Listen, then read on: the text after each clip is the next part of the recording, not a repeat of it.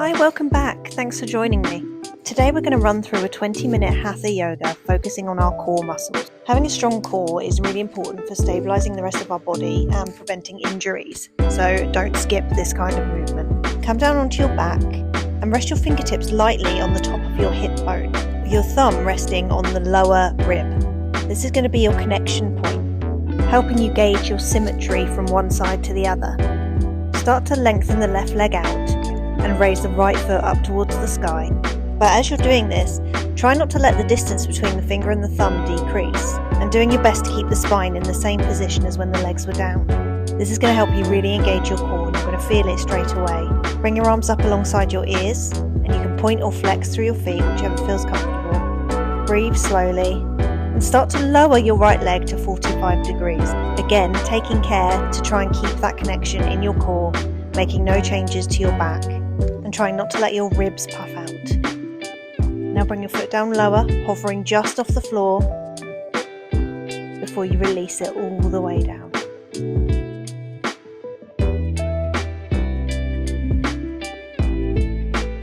Keeping your arms where they are, start to lift the left leg up towards the sky, keeping the hips even, the back neutral, and the arms by the ears. Breathe deeply. It doesn't matter how high your leg is. If this is too hard, have a slight bend in the knee, and this should take some of the pressure off.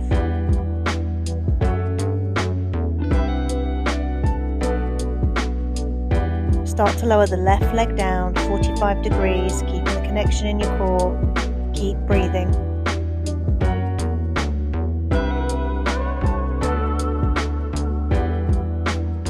Lower the foot down even further, hovering off the floor, before you slowly bring it all the way down. Flex both feet strongly and start to lift them off the floor, just a tiny bit. Again, flex or point, whichever feels more comfortable to you. Bring your hands down to either side and keep your feet up if you can. If you're like me and your core leaves a little bit to be desired, you can rest them down, take a few breaths before you flex your feet strongly and try again. Just pick your feet up, trying to keep your back neutral, and start to lift them all the way up towards the sky. You'll start to notice how much we actually rely on our core when you're doing this kind of movement. It'll be very easy to let your spine move and adjust in these kind of positions. But today, really try not to. Try and keep that spine in the same position, your hands pushing into the floor. With your feet pushing together, start to slowly lower them down towards the floor, keeping your core engaged. Bring your left foot to the floor and your right foot up towards the sky again.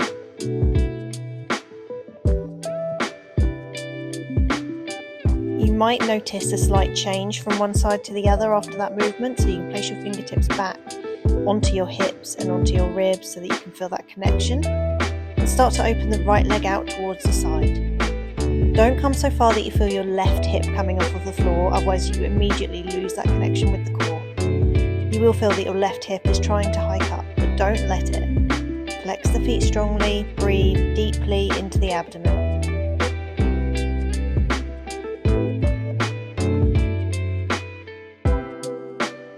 On your next exhale, bring the foot back up towards the sky. Very slowly start to lower the right foot back down towards the floor. Relax for a second, you can shake that out. Point and flex through the feet before you lift the left foot up towards the sky, straightening through both of the legs. Finding that connection and opening the left leg out to the side. Like I've said before, both sides are different. No one person has equal sides, so you may find that you can go a little bit further, or maybe you can't go as far on this side and that your hip is trying to jut up straight away. Only go to your capacity. You don't want to lose the connection with your core muscles here. And bring the foot back up to centre. Bend both knees and put your feet on the floor, keeping your fingers on your hips if that helps you, just to keep that connection. When you're happy with your position, bring your arms out to a T shape and start to bring your knees up into a tabletop position, flexing strongly through the feet and keeping the back neutral. Now, if you're confused with neutral back, what that means is just a natural curvature. So on an exhale, just start to slowly roll over to the left-hand side. Don't let the knees come all the way to the floor. You want to stop at about a 45-degree angle. letting your obliques catch your legs. You might start to feel some shaking in your abs at this point. It's completely normal. Try to keep both hands, arms and shoulders pressed down into the floor. And exhale, come back up to centre. Renew the connection of the back into the floor and start to roll over to the right side. Just repeating, letting the oblique take the brunt of that weight in your leg. Pushing your arms into the floor, breathing deeply, just feeling that strong ab work going on there.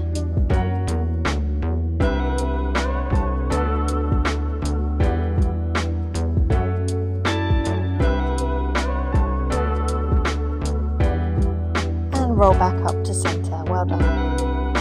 Shake out through the feet, just catch your breath for a minute and just feel that work. Come up to a seated position, whatever way is best for you, and roll forward into tabletop.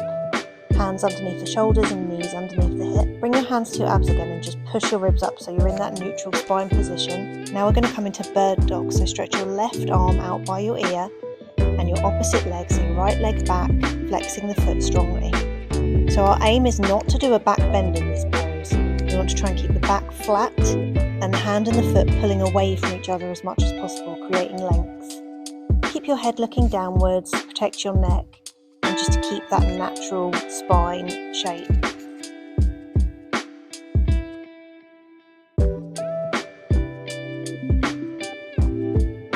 And bring your hand and your leg back down towards the floor.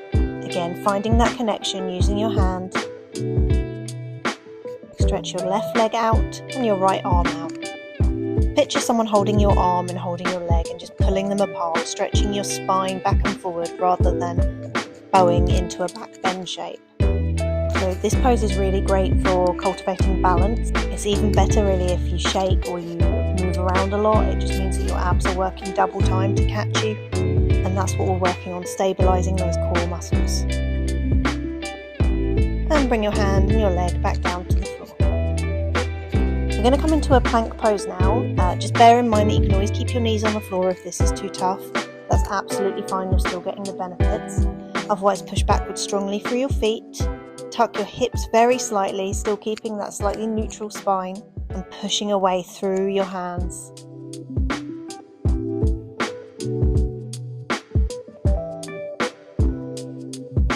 Bring your knees down, sit back and just roll out your shoulders. Roll out your neck. Anywhere else that you're feeling tight before we come and repeat that.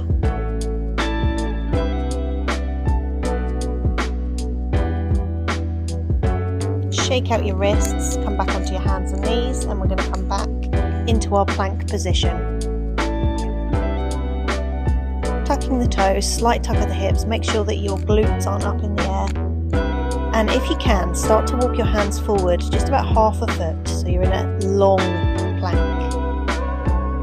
Don't let this distract from the connection to your core. Keep the slight tuck, shoulders pulling down, feet pushed back.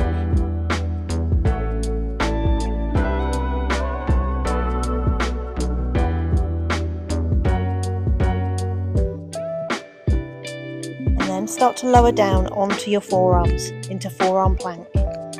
Nothing in the lower body changes, you're just lowering down onto your forearms, pushing strongly through the hands and through the forearms themselves. Shoulders pulling down slightly, hips tucked, legs strong. And drop your knees down, briefly stretch back into child's pose.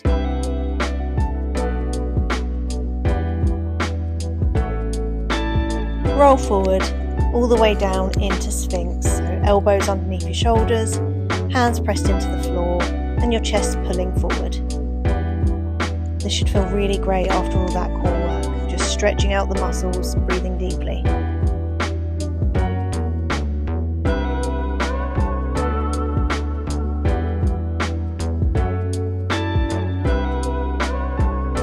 We are not done with planks.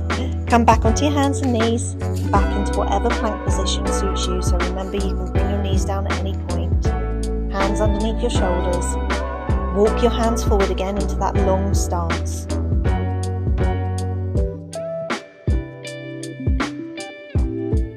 Roll down onto your forearm so you're in your forearm plank.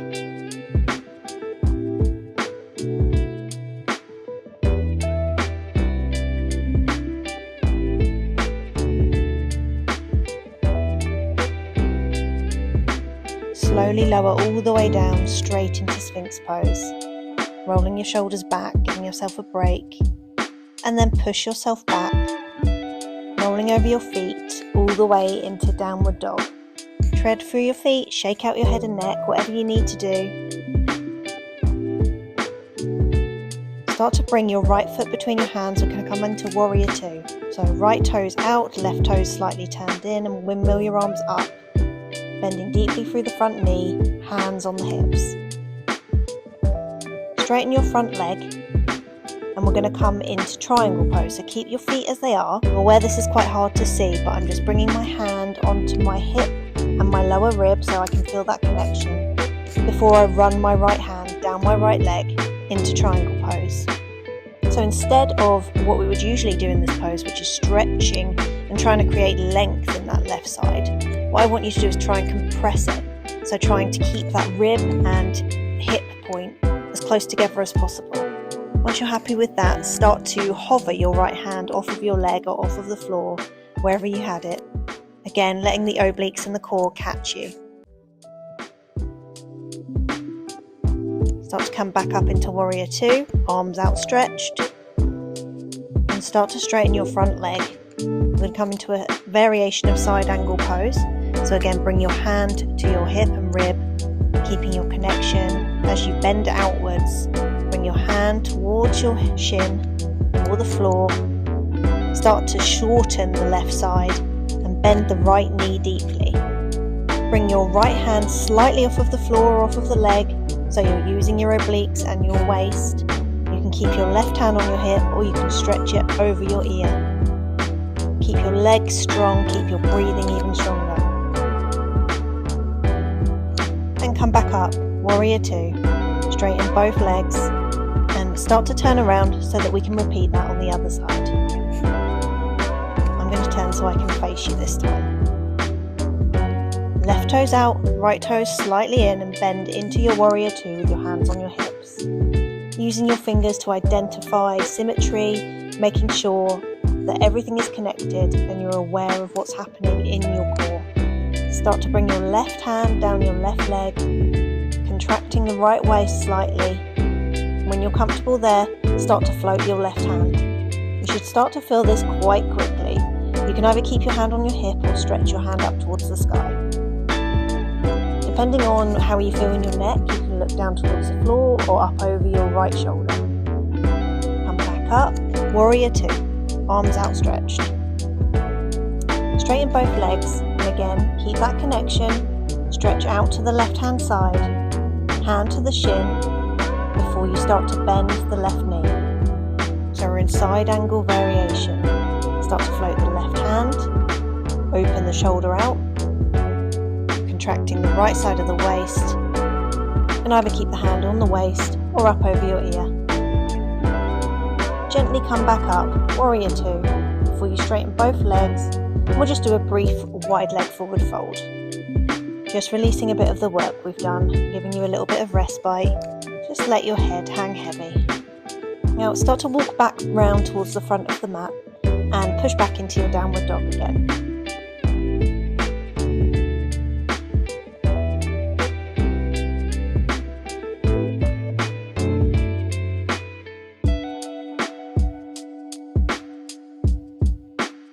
Roll forward to plank. Step your hands out into your long plank.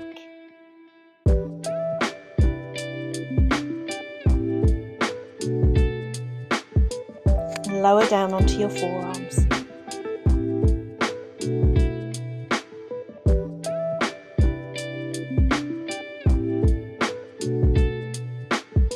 Now this time we're going to do a little side plank. So start to roll onto the outside of the right foot. You might want to move your right arm slightly inwards to help with your balance. And you can stretch your left arm up towards the sky if you have the balance for that.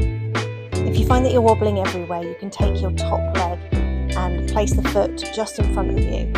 You can use it as a kickstand just to give you a little bit of stability there. Roll back to your forearm plank. We're going to repeat that on the other side. Remember to come down to your knees if this is uncomfortable or causes you any pain. Otherwise, Roll onto the outer side of the left foot, stretching your arm towards the sky, using the top leg as a kickstand if that's what you need to do. This can be really great to get you a little bit of extra height, a little bit of extra stretch.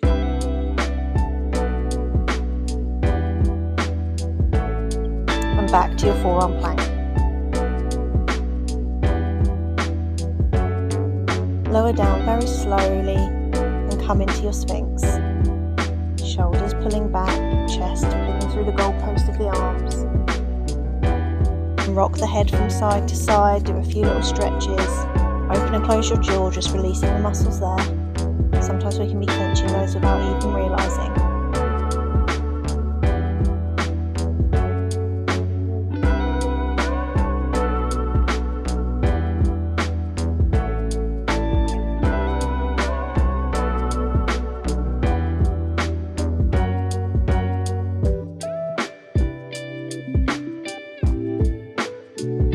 Roll back and then come forward onto your forearms, forearm plank once again. This time bringing your legs nice and wide. You might want to bring your arms slightly wider as well. Pick up your left arm and your right leg. As you'll see here, I do not have very good balance for this pose. Give it your best. You can always come back down to the floor and switch right arm, left leg.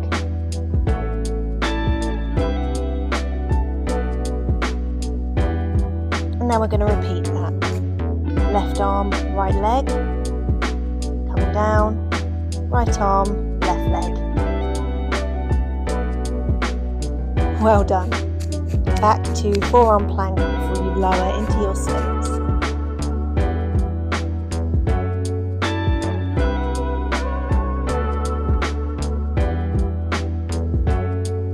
Again, rolling out your neck and your shoulders, giving yourself a nice stretch, a bit of love in between all that work. Start to push yourself back up to seated before you lay all the way down. We're going to do a very brief bridge pose. Stretch out your core. You've built a lot of heat and done a lot of work there.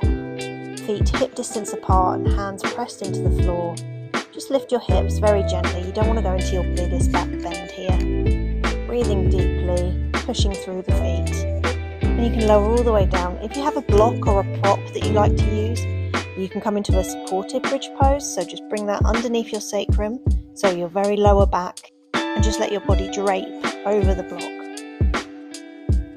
This is a great restorative pose after a core class, and is really, really good for stretching out the abs. For some added stretch through your abs, you can bring your arms to either side of your head, just let them rest on the floor. This will open up your chest a little bit more. Otherwise, just keep your hands to either side of your body.